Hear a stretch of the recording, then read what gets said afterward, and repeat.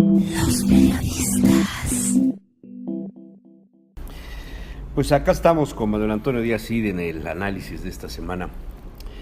Me hacías un comentario ahorita antes de iniciar la grabación sobre los 77 años de la Segunda Guerra Mundial y la conformación en aquel momento de una nueva geopolítica debido a los vencedores y los vencidos y el reparto dividido en dos, Europa y la fuerza que toman los Estados Unidos.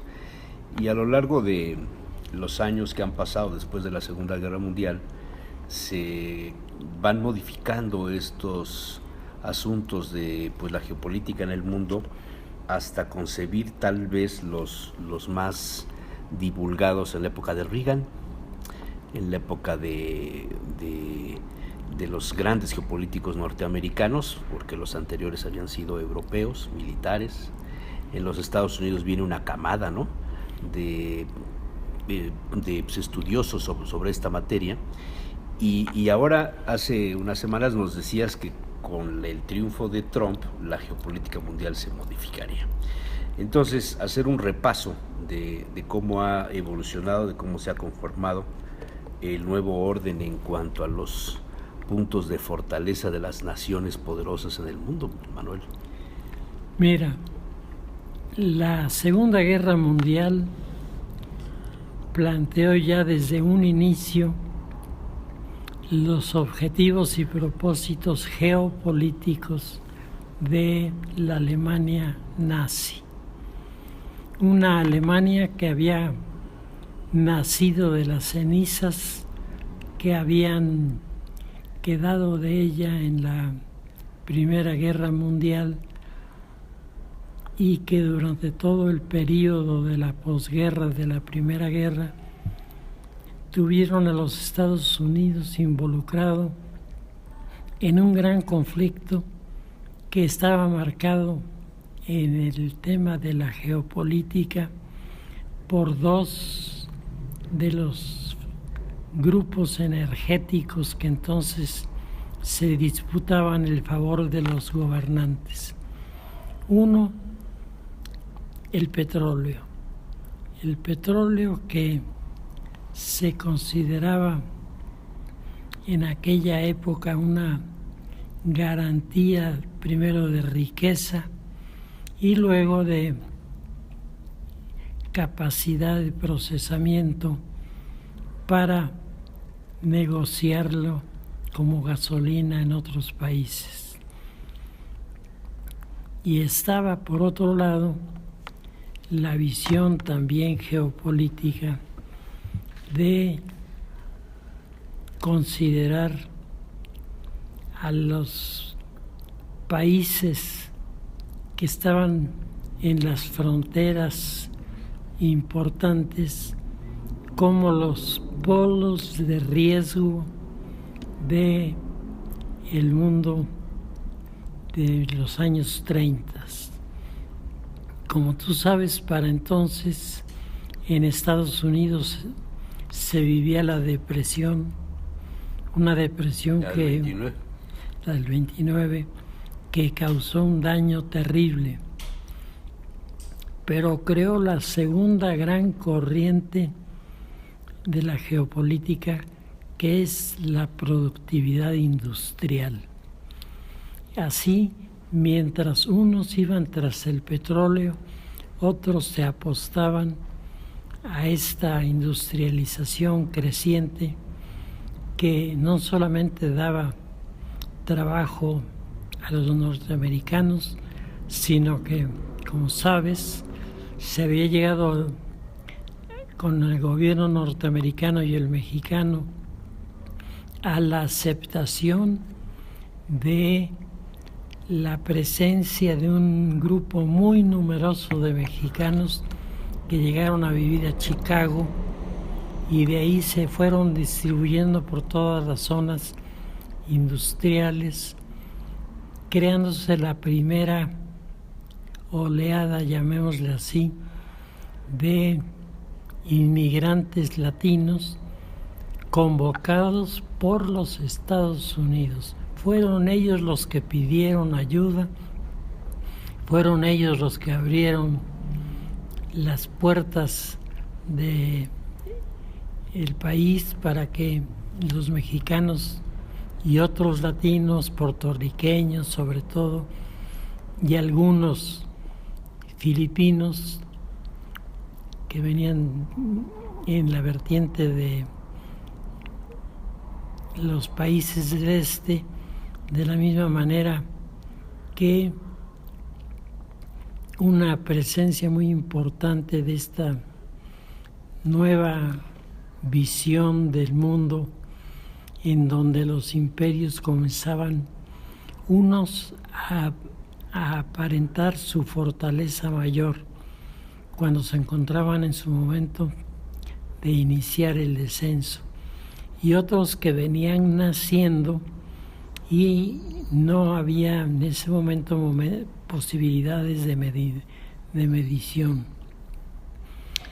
Estas visiones geopolíticas estratégicas, cuando estalla la Segunda Guerra Mundial, nos rebotan en Japón, en donde los japoneses tienen su propia visión geopolítica. Del control de los mares. La de Tokisha. Que es la de la esfera que se convierte en el centro de la distribución de la industrialización en forma escalonada y planeada para Corea del Sur y para Corea en general en aquella época, y para los países del mundo asiático que por primera vez comenzaban a percibir estas corrientes que irrumpían en los escenarios internacionales como las grandes novedades. En este sentido, la geopolítica había marcado claramente desde un principio que el pivote geoestratégico de la geopolítica mundial iba a ser Irak. Y es la razón por la que todos los países de línea colonialista se empujaron y jalonearon por tener bajo su control, bajo su potestad, a Irak. Un día dijiste que era el ombligo del mundo. Era el ombligo del mundo. Así se venía manejando desde antes del cristianismo. La antigua Babilonia. Manuel, ahí el papel del famoso Shah, el Shah de Irán, el último Shah, Reza Pahlavi, fue muy importante para mantener el equilibrio en ese vector de la geopolítica mundial, mientras los Estados Unidos lo mantuvieron. De hecho, es el gran desastre de la geopolítica inglesa, que se había apostado por Irak y no se había apostado por el Medio Oriente. Y lo que ocurre es que las fuerzas internas políticas de Irak y de Irán, los dos, se lanzan a construir una visión en la que los occidentales tienen su lugar, pero no el primer lugar.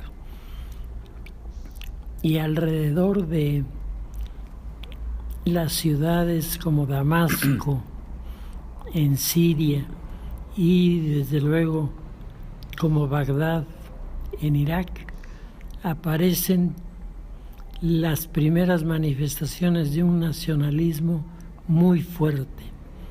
El Shah de Irán forma parte de estas vertientes que en aquella época eran débiles, eran apenas manifestaciones de simpatía con un proyecto, pero parecían los iraníes no tener de dónde sacar recursos para crear este polo de desarrollo en su beneficio.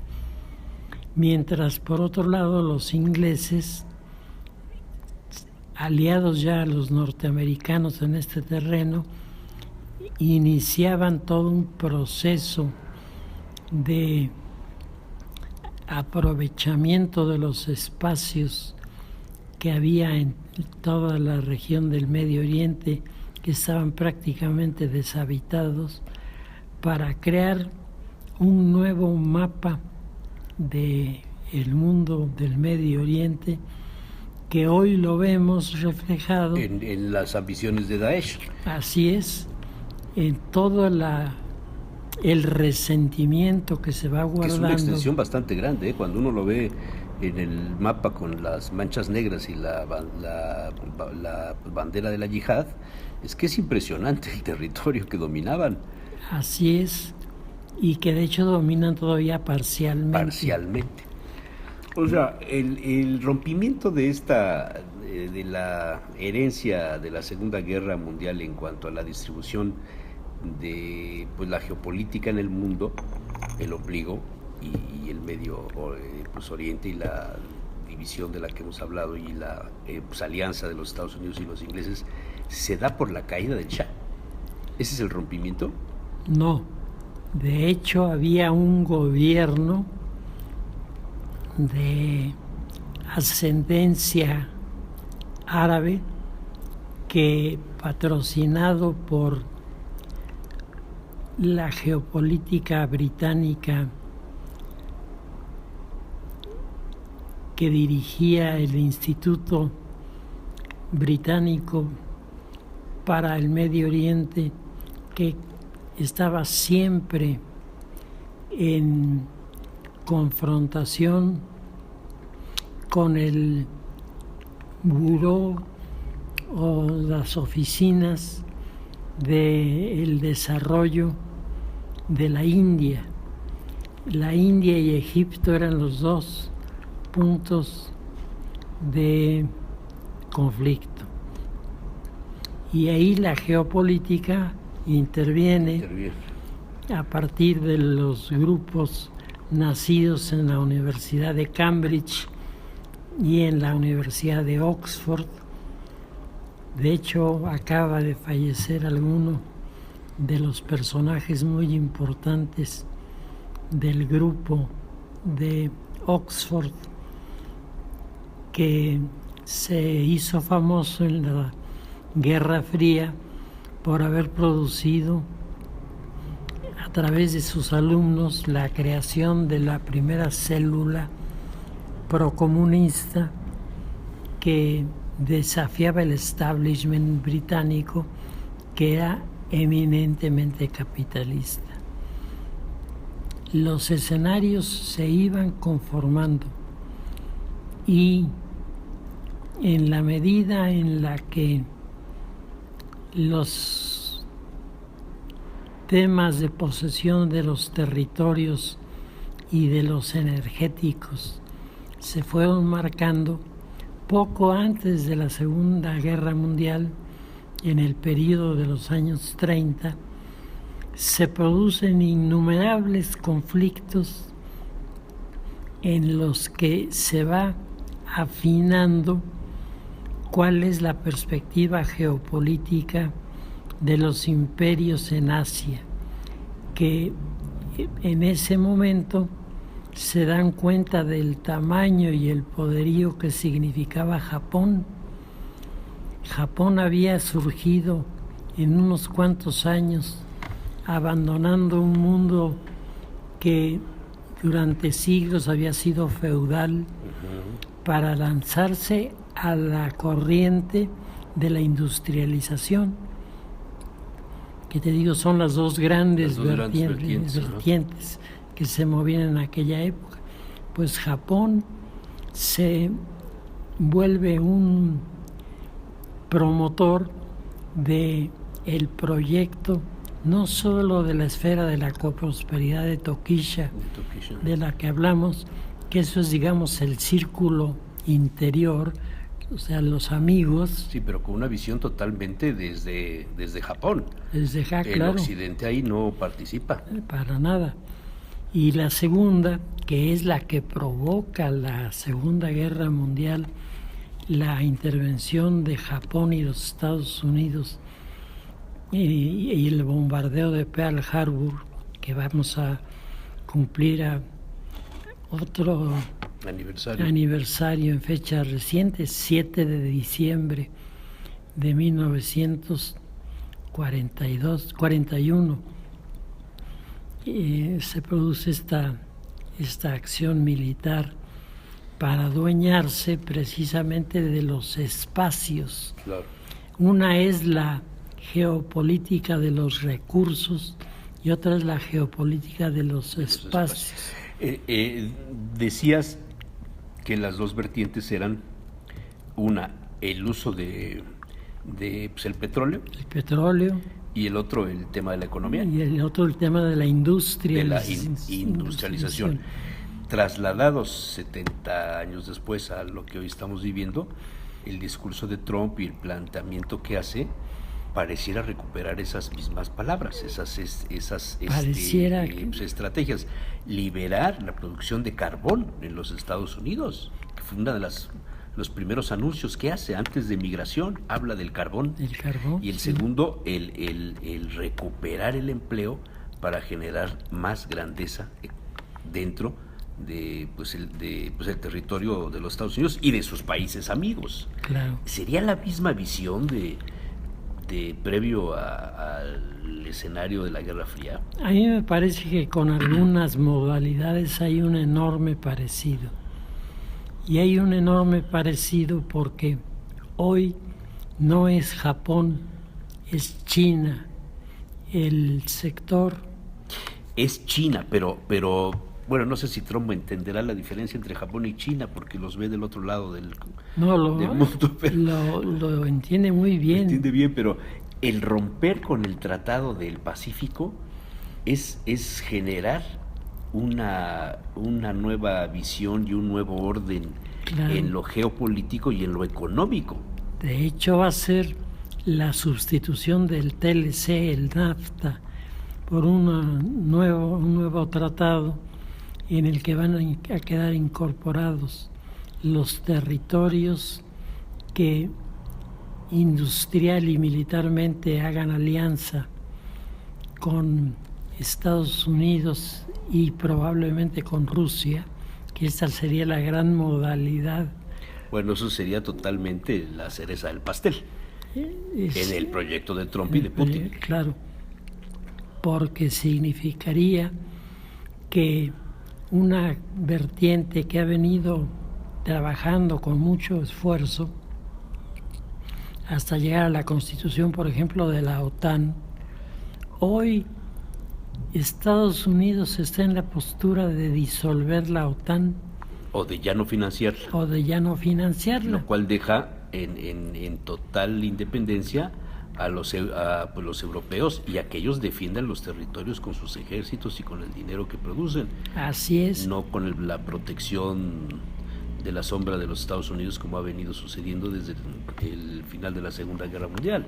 Mira, si tú lees el esquema, el mapa geopolítico hoy, te viene a la mente necesariamente la aportación que en el orden de la geopolítica presentaron allá por los años 30, 40, los primeros geopolíticos norteamericanos que consideraban que los recursos, el petróleo, la industrialización, no eran fines en sí mismos, sino que eran medios a través de los cuales se lograría lo que la geopolítica norteamericana soñó en muchas ocasiones, el convertirse Estados Unidos no solo en el ejemplo de la democracia,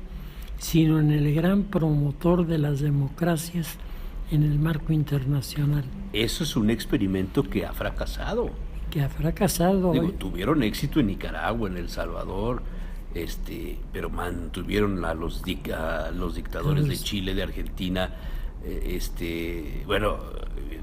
mantuvieron al PRI en el poder. Así es. En el caso mexicano, ¿o no? Así es.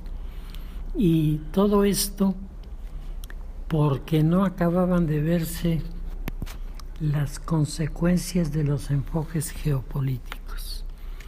Los alemanes, la geopolítica está muy ligada a los grupos de intelectuales, a los grupos de filósofos que en cada una de las facciones aparece. Y en la distribución de los vectores, desde donde se tiene poder. Así es. ¿No? En el escenario de lo que es, digamos, geográficamente. Así es. Ahí se derrama la influencia de un lugar a otro, de los polos que se van creando. Y lo que era clave para estos geopolíticos era su propio conocimiento de la geografía, que les permitía valorar desde perspectivas diversas los puntos neurálgicos, los pivotes neurálgicos de el desarrollo de los países aún en medio de la guerra. Así tienes que los alemanes recuperan lo que hoy está volviendo a aparecer como uno de los grandes motivos geopolíticos. Ellos desarrollan la teoría de las fronteras, y la teoría de las fronteras, que como tú sabes es formulada por uno de los primeros geopolíticos alemanes, Friedrich Ratzel. Toda su visión de cómo se desarrolla la geopolítica, manteniendo sus fronteras activas y cuáles son las consecuencias, Ratzel lo saca de su estudio de las relaciones México-Estados Unidos. Ahí nació la teoría de Ratzel de las fronteras, con el argumento: las fronteras no son líneas rígidas que mantienen la soberanía de los pueblos, sino son membranas flexibles que inevitablemente o avanzan o retroceden. En el caso de las relaciones México-Estados Unidos, Estados Unidos había avanzado una y otra vez, mientras en México no se tenía conciencia de lo que estaba ocurriendo en las fronteras.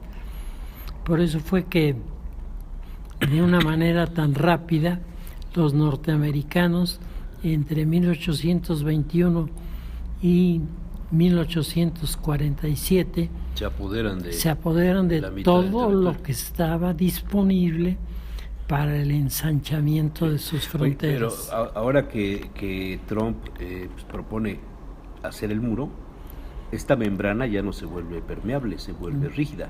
Fíjate que hay varias contradicciones importantes en la geopolítica de Trump, derivadas posiblemente del hecho de que apenas comienzan a plantearse y a proponerse, pero sin duda alguna hay temas que deberían ser estudiados, ser documentados para tomar decisiones que le permitan a los países europeos y a los países de América y los países de Asia tener una visión de lo que significa una frontera.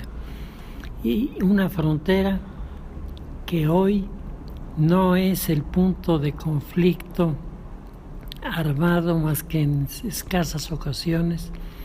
Estamos hablando de puntos neurálgicos del tráfico comercial. No solo del mercado de la droga ni del mercado de las personas, de la ruta de los inmigrantes. Estos son los fenómenos no deseados, pero que lo acompañan. Pero esta es la visión de un mundo nuevo en el cual los asesores de Trump le están señalando su alianza con los Estados Unidos, su acercamiento a las iglesias como el mayor punto de motivación para que la sociedad se entusiasme y busque respaldar a Estados Unidos en los mercados internacionales con una gran producción, y al mismo tiempo Estados Unidos hoy tiene a la mano una de las reservas petrolíferas más grandes del mundo. O sea, todo esto se junta para hacernos ver que elementos que en la Segunda Guerra Mundial fueron punto de partida de muchas de las políticas estratégicas, hoy han regresado en más o menos tamaño y forma para mantenerlos así. Pero a mí en lo particular, el punto que me parece más difícil de manejar para Trump es el que se refiere al Pacífico Sur. Tú lo decías. El rompimiento, porque no es un decir vamos a revisar, es el sacar a los Estados Unidos del Tratado del Pacífico. Así es. Y esto, tú te acuerdas que en alguna ocasión le dedicábamos el espacio al tratado por la importancia que había tiene. Algunos puntos que no habían sido revelados, que se había guardado en secrecía, ¿no? Así es. Y ahora, pero los peruanos y los chinos deben de estar felices con esto, igual que los nicaragüenses. Claro que sí. Porque esto significa que el escenario de defensa del Pacífico cambia de polo, y los puntos inquietantes para Estados Unidos están en que Corea del Sur como Corea del Norte, los dos están reclamando la soberanía de las aguas de Japón, de los mares. De los mares. Bueno, la Haya creo que ya falló en favor de los japoneses, ¿no? De los japoneses. Entonces, no hace mucho, este año fue eso. Estamos en una especie de carrera. O sea, pero fíjate, los polos vuelven a ser los mismos. Los mismos. Solamente falta la incursión de los alemanes en algún sentido, que esta sería la posición que hoy guarda Putin, el expansionismo ruso.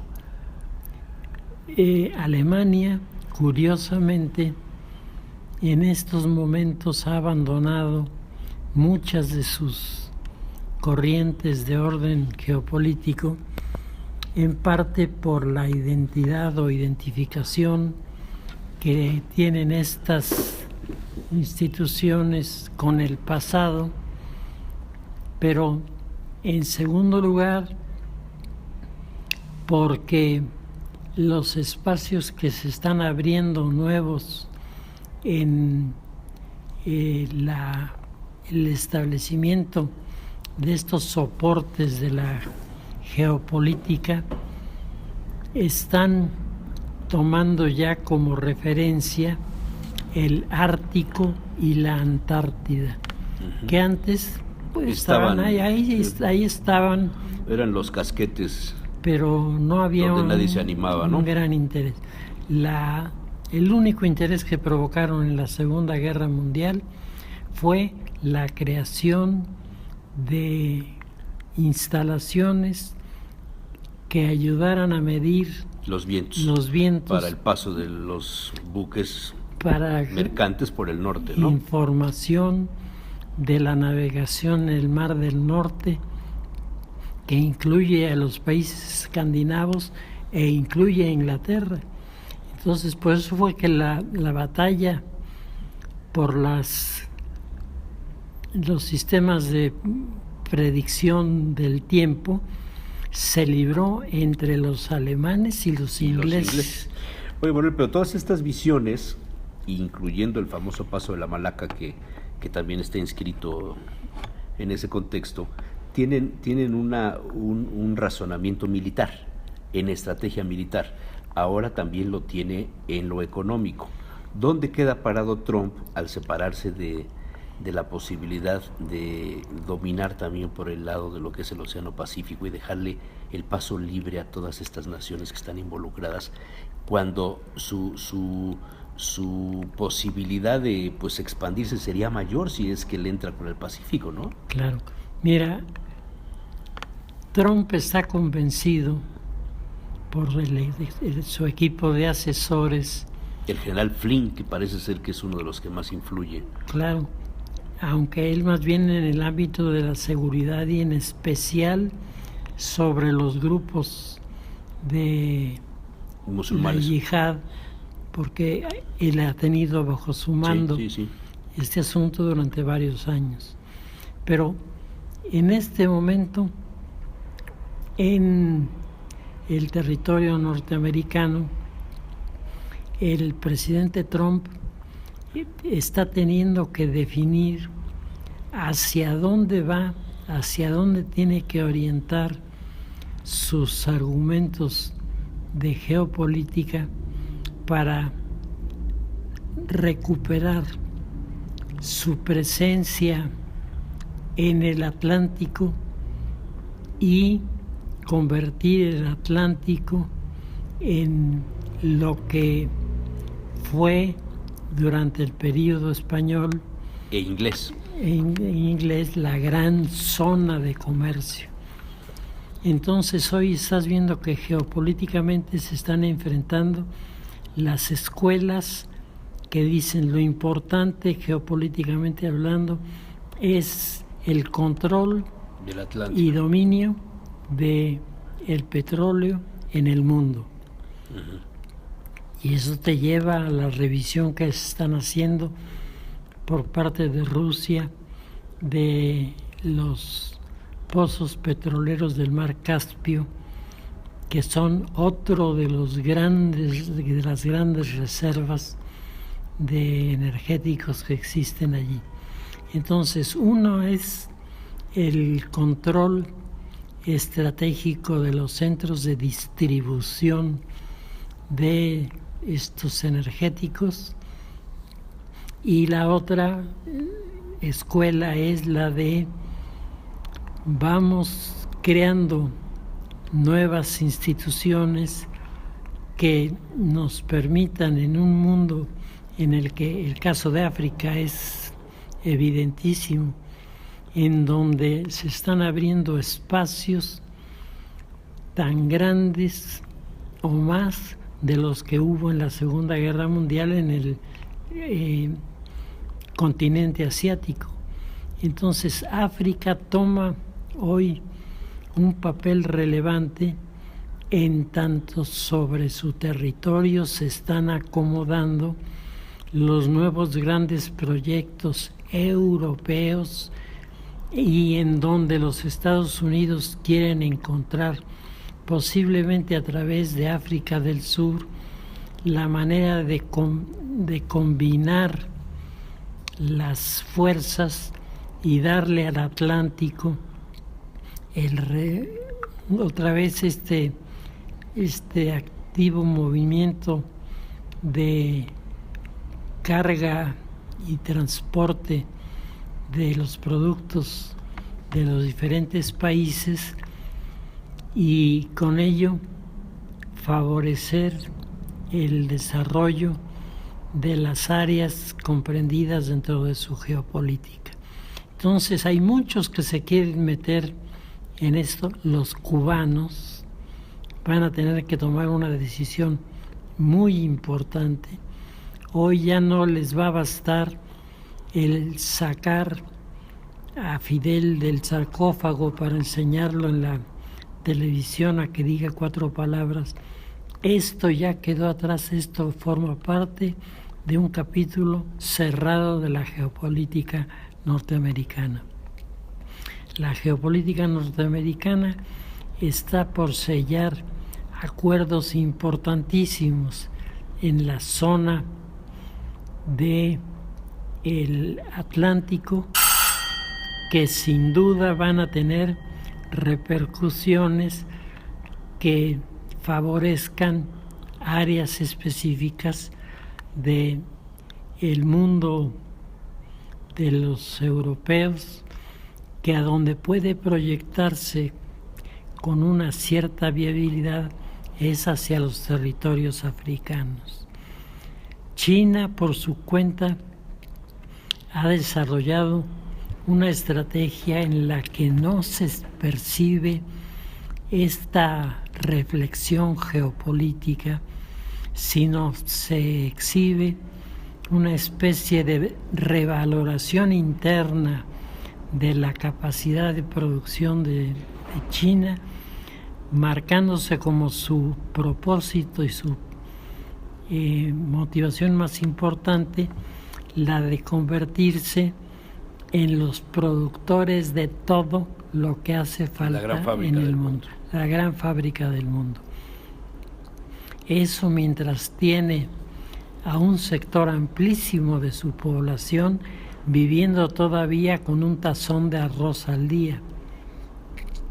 China es un país que está marcando fuertes contrastes y lo que no aparece es la dirección de un geopolítico que marque dentro de todas las estrategias cuál es la de ellos, porque sin duda China... Alguien decía que su línea era la misma que asumió en el siglo XV el famoso almirante Hu, con los barcos mercantes que eran gigantescos y que se supone fue la primera presencia oriental en lo que hoy es América antes de la llegada de los españoles. Por eso el Océano Pacífico es importante para ellos. Claro. O sea, el retomar el liderazgo del mercado, vamos a llamarle común, del Océano Pacífico, nos haría depender de China al 100%, Manuel. Al 100%. Y no sería nuevo, la nao de China ya fue un buen negocio en el pasado, en la época virreinal. Así es.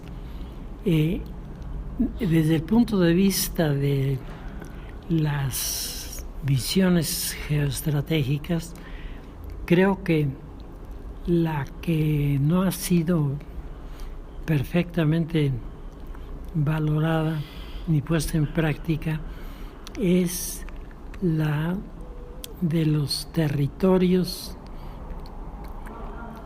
no importa en qué continente estén, de los territorios en los cuales el tema de la libertad política va a ser dominante, frente a otros territorios en donde el tema de la autoridad, del autoritarismo, casi me animaría a decir dictatorial, es la que va a predominar.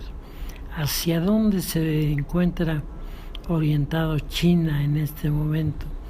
¿Hacia dónde se encuentra orientado el Japón? Resulta muy difícil el establecer esto, pero nos damos cuenta que comienza a aparecer esta corriente de pensamiento que va dando resultados interesantes. Para nosotros, el enorme peso del imperio norteamericano sobre nuestras espaldas, geográficamente hablando, tiene que encontrar una fórmula en la que todas las ventajas geopolíticas que México tiene saque algún provecho, porque solo de esta manera, primero, podemos hacer frente a la presión de Estados Unidos. Podemos hacer frente a las presiones, podemos tener expresión propia y por otro lado comenzaremos a aprender a manejar el tema de las relaciones por algo que vaya más allá de simpatías o antipatías, que no me parece sea el esquema más importante para manejar. Hace 77 años los japoneses estaban preparando su gran desarrollo en el área petrolera y Estados Unidos lo bloqueó. Estaban preparando su expansión al Pacífico y Estados Unidos lo impidió. Y esto precipita la guerra con el Japón, que se suma al conflicto europeo entre Alemania e Italia en contra del resto de los países, desarrollándose lo que fue la Segunda Guerra Mundial.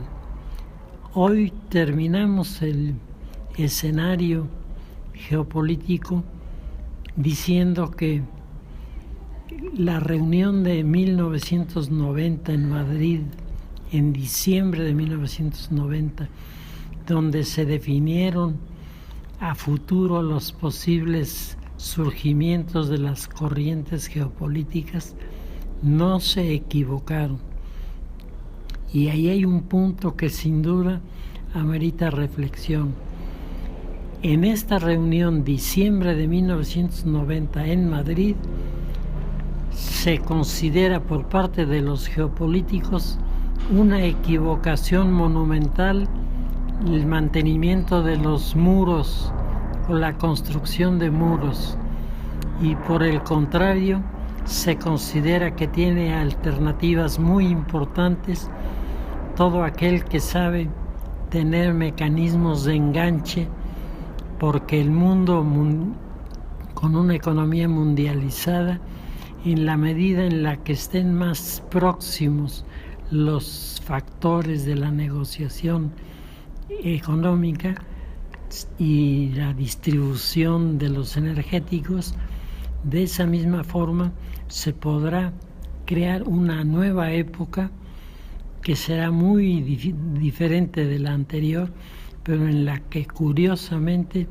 los mismos puntos geopolíticos siguen siendo la provocación de todo. Sí, se repite el ciclo.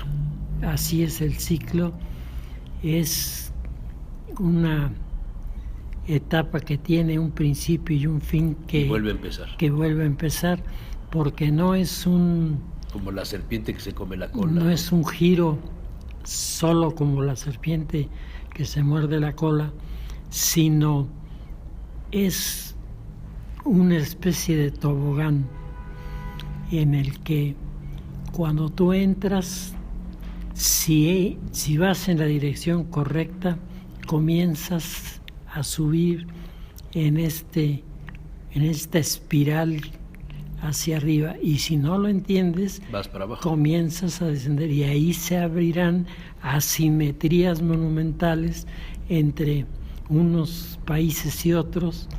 Y el tema que estamos tocando hoy me parece que a 77 años de distancia nos hace ver cómo y quiénes pagaron un precio muy alto por no atender a estas estructuras intelectuales que son los principios de la geopolítica, y quienes salieron altamente beneficiados por ponerlos en marcha. Claro. Muy bien. Y ahí parece ser que México no tiene absolutamente nada que aportar. Por lo menos no tiene especialistas de renombre en la geopolítica posmoderna, ¿no? No, porque desgraciadamente la Escuela de Geopolítica de la UNAM está dominada por el escenario de la Guerra Fría. Se acabó ahí. Y siguen pensando en los 60. En los años 60 en cosas que ya no existen y que evidentemente ya no influyen. Claro. Manuel, muchas gracias. Los periodistas.